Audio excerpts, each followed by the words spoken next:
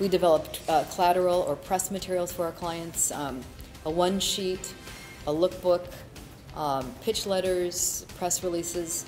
A pitch letter is just kind of a brief email that we send out to editors, always via email. Number one important is a catchy subject line. You will never get past I mean, just think about the number of emails you get. Editors get, I can imagine, 100 a day. So either they know you, I mean, they know us because this is what we do, or they love your subject line. One of our favorite ones is quick question. Simple as that, quick question. So the editor says, oh, I'm not going to have to spend a lot of time on this. Quick question. And then, but if you have a question, if the subject line says quick question, you have to have a question in the person, hi Allison, are you guys working on, whatever. So you can't just go into your blurb about, I've got this great line. There has to be a question. Pitching can be done on the phone. Always precede a phone pitch by an email, because the editors, and Booth said, I almost never answer my phone. So, sometimes you can send an email, a pitch, 2 days later, just, you can call. Really important photos and links. Again, an editor is going to, if there's a photo, an editor is going to say, that speaks volume. Say, create a buzz. And we do that, traditional PR, we do that by working with the media. The media is the conduit to the public. The world of fashion seems to be run by the world of entertainment, and that it is much more, so important these days. So one of the ways that we work with the media is we use what we call strategic verbiage to position the brands that we work with, to highlight their best qualities. It's very strategic in PR. We leverage creative angles and newsworthy times of year, and that's we keep a calendar. We know exactly what the media is looking for,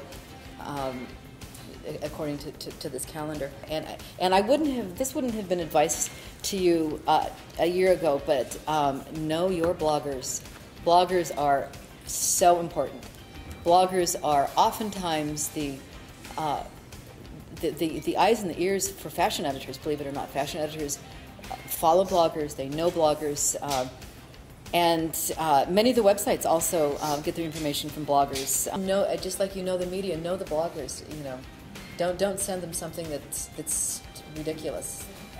The bloggers are really important because they can respond really quickly. They cover events, they cover trends, they cover sales, anyway, the bloggers should be your best friends.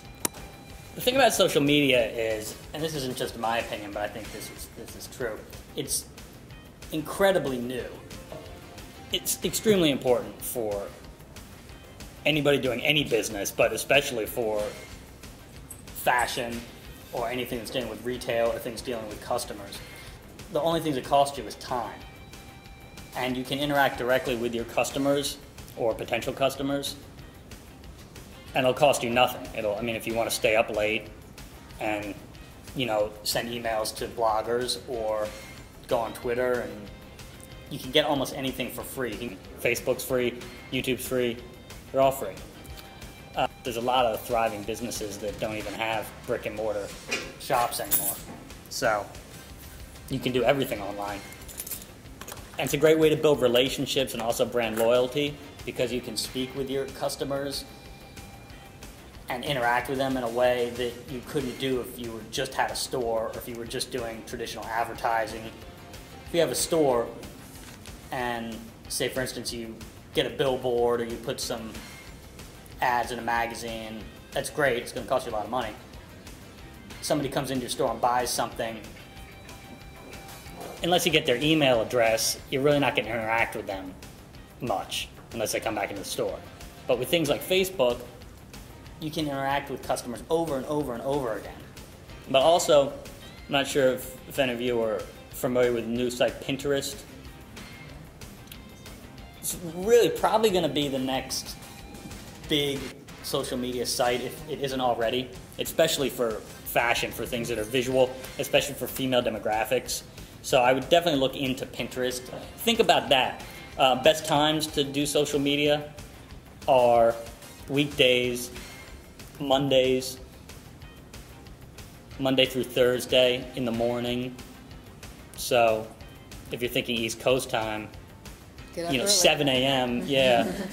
or schedule it schedule the night using before. one of those things. But yeah, like 7 a.m. Pacific time would be 10 East Coast, so you get a lot of traffic. Yeah, media training is really important. And media training actually, and what we do, if a client's doing their first, even a phone interview with an editor, we like to be on the phone with our clients just because it's so easy to get, waylaid and I think we help get them on message, but yes, we do.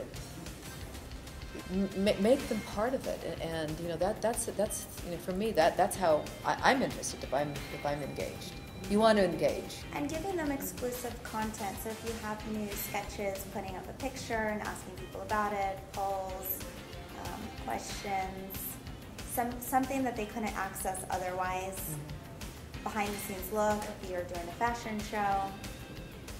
I think when you can afford it. I mean, I'm not being facetious, but it costs money to hire a firm, and you don't want to be totally, my God, is the choice paying the rent or paying the firm? You need to be comfortable financially, and I think we're very competitive. Our rates are very competitive. When when it feels right, when you feel like I can afford a couple $1,000, it's not going to kill me. That's when you should start. For FBI members, I'm assuming most of you are members of FBI, we do have a starting package, and I don't remember how much it is. I think it's, $1,500 for 3-4 months? We basically kind of help you, train you. Yeah.